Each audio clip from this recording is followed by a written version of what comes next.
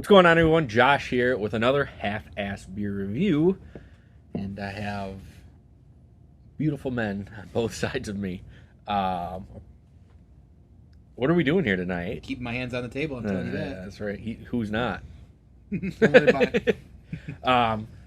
Tone joins me again from Banter and Babble, and this is the beer delivery man you all hear about, Drasten the Dungeon Master. It's me.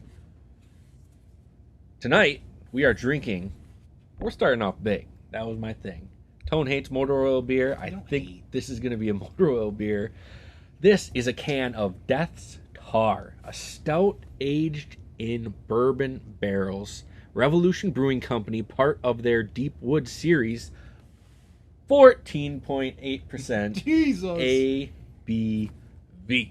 I was trying to do my best DDP there. Oh, Yeah, a little bit. We don't have a lot of run-ins with Revolution Brewing Company up here. We did for a little bit. Aren't they out of Chicago or something? Yes, they are out of Chicago. Proudly only brew in Chicago. I saw a lot of Revolution because I used to live in the Chicago area, so that's why it seems so familiar to me. But yeah, I don't see it where I live. Yeah, that's one of those things where everyone's excited when Revolution first gets released, but then not enough people will buy it, so eventually they just stop sending all their mainstay stuff. Yeah. So, but yeah, I'm pretty excited about this. The can art on it is sick. Drasten was saying it looks like what? Thor, an undead Thor. Yeah, for sure. Definitely an undead Thor. I think it's pretty sweet. That's a Marvel arc I would get in there. Right. That actually, yeah, that'd be kind of cool. I'd say so far the thing that's really drawn me to it, the artwork's great, but it's called Deep Wood. Yeah, Deep Wood. Not something I know nothing about. Exactly. But dark, rich, and barrel forward, I know a thing or two. So that's true. Let's check out this beer.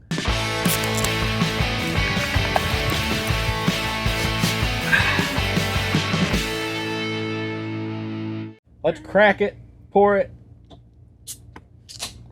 look at it, smell it, taste it, see what it's got going It's on. not as thick as I thought it would be. No, Yeah, definitely not. I was hoping for chunks, Like the bottom of the can. like bits of barrel to pour out. Yeah. Like they just put the barrel in there. It looks pretty, I'll tell you that. It does actually. It's got a lot of bubbles on it for a stout. I know. That's what I was thinking. It's dark, especially for something barrel aged. There was a lot of head that came up when I started pouring tones, Mm-hmm. and that's something usually there's just not. They're kind of dead in the glass. Mm-hmm. This one isn't. Ooh, look at that. Oh, can we talk about the lacing? Is he going to talk about it? That lacing is pretty. Oh, Josh. Definitely smell that bourbon. What does it mean though? Oh yeah, yeah. You get a lot of that bourbon. You get that barrel. There's that motor oil. This is going to coat your tongue, and it's not going to leave. But you know, like when you tip it, it doesn't coat the glass like a motor. It doesn't oil. stay. Yeah, it doesn't stay. Yeah. That's interesting. Almost looks thinner, like a dark porter. Yeah, but yes, barrel forward. They're very correct when they said that. So I'm not getting a lot of deep wood. Right. Yeah. God damn it. Yeah, I mean, I'm just getting barrel. I can't even begin to get any of like the what you'd think like coffee or like something, like anything like that out of here. Yeah, it just smells like bourbon. Yeah. So it's not saying it's anything else. Right. Yeah. But that. Yeah. So let's try this. As always, on Half-Ass Beer Review, we do little drink, big drink. Cheers, everybody.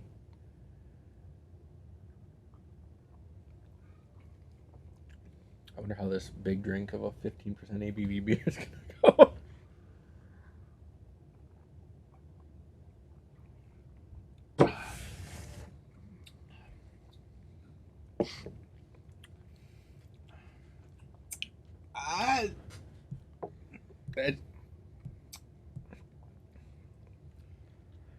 I kind of like that. I actually like. Yeah. It's not what I expected a little bit. It's not near as boozy as I expected. Right. The smell was way more. Yeah, boozy the aroma of booziness is way worse than what the. Yeah, there's more in there. Go ahead. Just want to have a little couple sips. I get.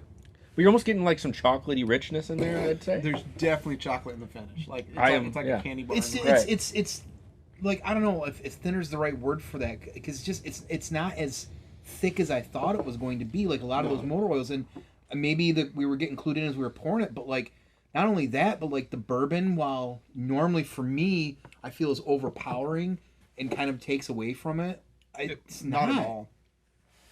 I'm Yeah, I like this. I like it a lot. That bourbon's barrel forward. They said it right when they said barrel forward. You get a lot of that barrel in there. But after you like swallow, you're like that rich chocolatiness. You almost get a little bit of like bitter at the end too, like bitter stout at the end. Yeah, makes this one. I'm very happy with this one. And I'm very surprised. I'm just surprised. Yeah, I got 2 more of them in that box there. I could drink multiples of these and not be. We'll do them. Let's fucking bust them out right now.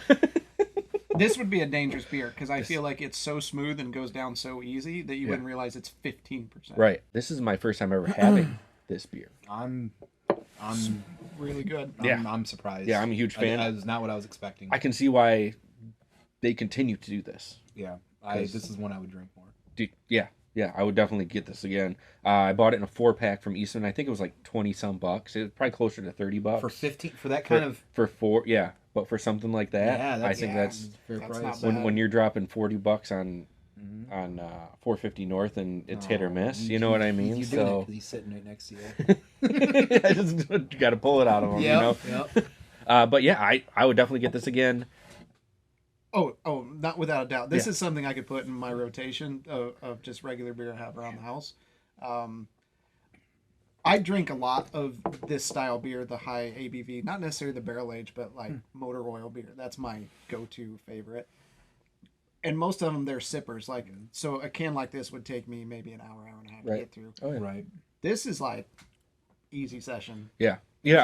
I mentioned something before we took that big drink of like, oh, this is going to be rough. Yeah. But then it just like went down. Yeah. Like no issues whatsoever. It doesn't give you like the cringe of the barrel or anything like that sometimes when you're doing it. But if I still rated beer on Half-Ass Beer Review, Tone, what would you rate this beer? For me, this is probably going to ride about like a 4.8, 4.9. Very honestly. good. I'm surprised to even say that. Yeah. For me, like I typically don't get down heavy on like these kind of beers like this, but I'm surprised. Yeah. Drasten? For me, probably 4.5. 4.5. Yep.